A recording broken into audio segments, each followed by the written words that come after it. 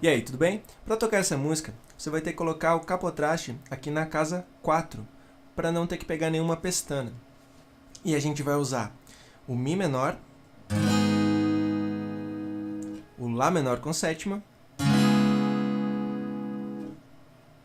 e o Si com sétima. Para fazer a batida fica assim.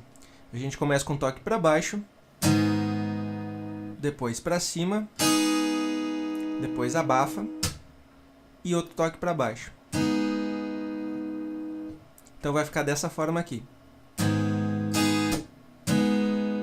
De novo. Agora juntando.